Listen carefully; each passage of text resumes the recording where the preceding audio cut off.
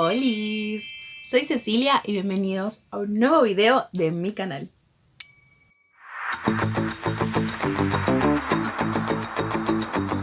Estuve pensando en hacer una cuarta parte de la jerga de las redes sociales que podéis visualizar en mi canal, pero la verdad, en algún punto sentí que abocarnos tanto en intentar entender la jerga de las redes sociales y todo el mundo de lo digital hace que quizás nos olvidemos un poco de reflexionar en el aquí y el ahora, en la cotidianidad, en las palabras principalmente que usamos cotidianamente y que no siempre sabemos lo que significan, de dónde vienen, porque quizás etimológicamente significan algo, pero nosotros como sociedad tenemos el poder de darle otra connotación, de cambiar el sentido de la palabra.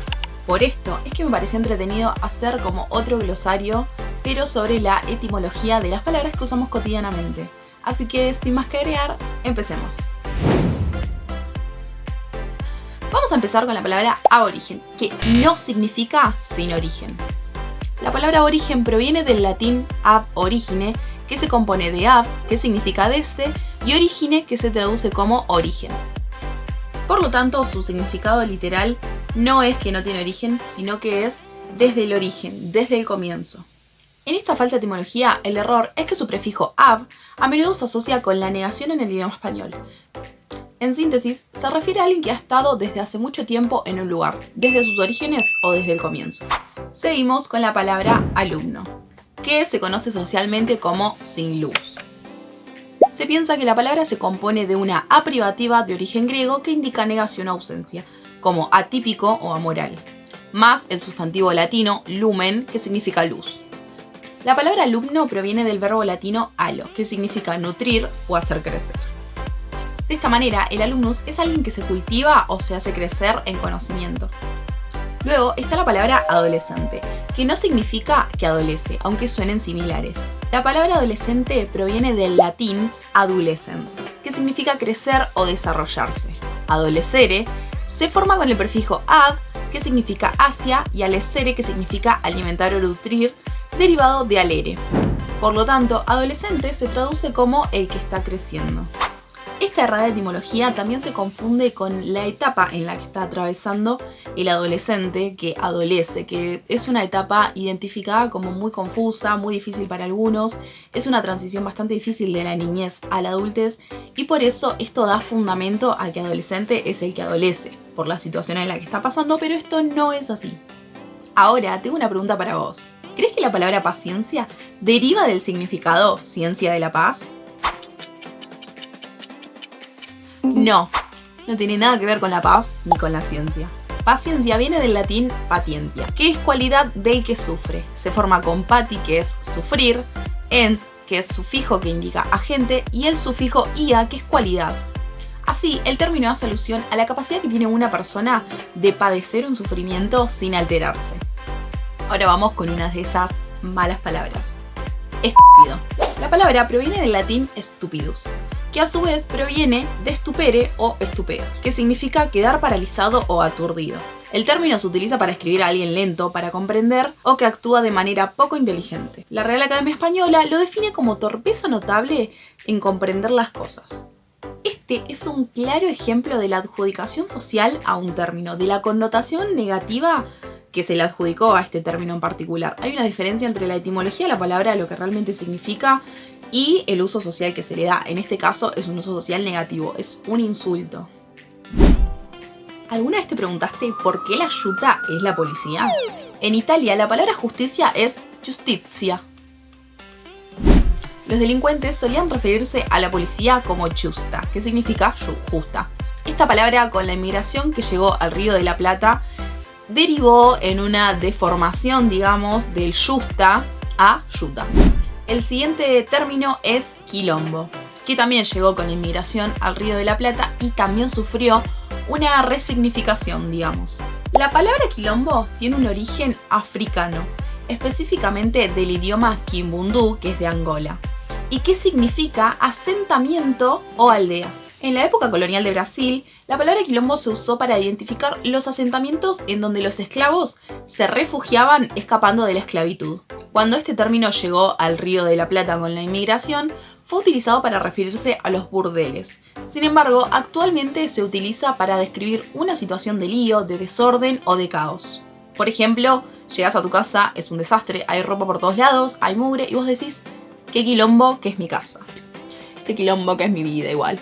Esta transformación de sentido y pronunciación que tuvieron las palabras yuta y quilombo llegó a finales del siglo XIX y principios del siglo XX con la masiva inmigración principalmente de países europeos a el Río de la Plata.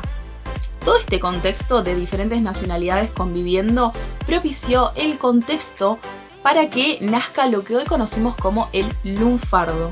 Sin saberlo lo usamos casi todos los días. El lunfardo es una variedad lingüística a partir de la mezcla de lenguas y dialectos, principalmente italianos y españoles.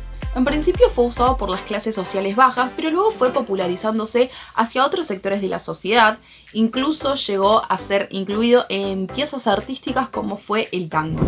Hay palabras del lunfardo que estoy segura que ni siquiera sabés que son del lunfardo, que provienen de una deformación del lenguaje y que más de una vez habrás escuchado en alguna conversación casual, en alguna canción del rock nacional, en alguna telenovela o película argentina. Por ejemplo, la palabra chabón. El origen de esta palabra es bastante controvertido e incierto y posee un término gauchesco tanguero. Etimológicamente viene de chaval, chavo o chabón, aunque hoy la usamos para referirnos a un varón o muchacho. El término chabón en el lunfardo era para referirse a un hombre torpe de manera despectiva o de burla.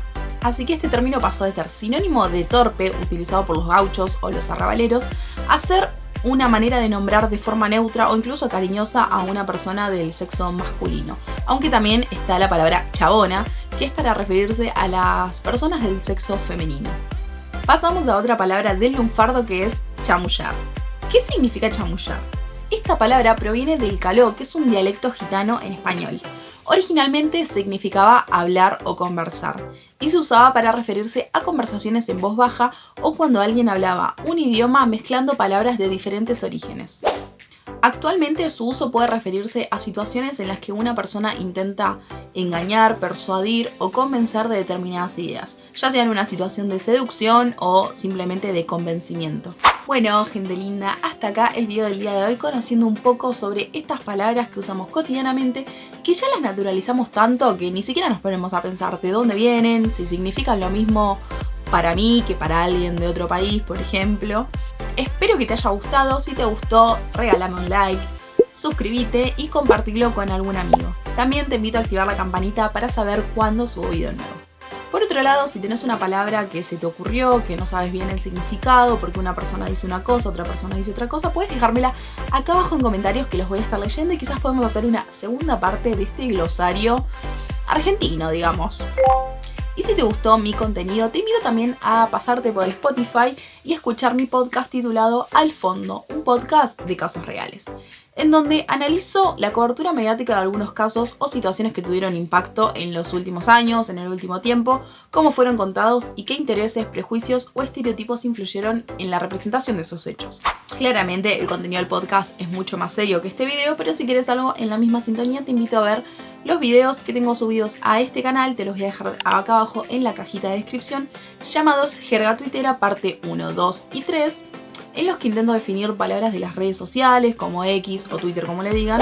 Está pensado para aquellas personas que no pueden seguir la evolución tan rápida de las palabras en las plataformas, cómo van cambiando sus significados, sus términos y demás, o incluso de las nuevas generaciones. Y bueno, aquí culmina el periodo de invitación a mis plataformas y a mi contenido. Muchas gracias por quedarte hasta el final y nos estamos reencontrando en otro video, chabón o chabona. Chau, chau.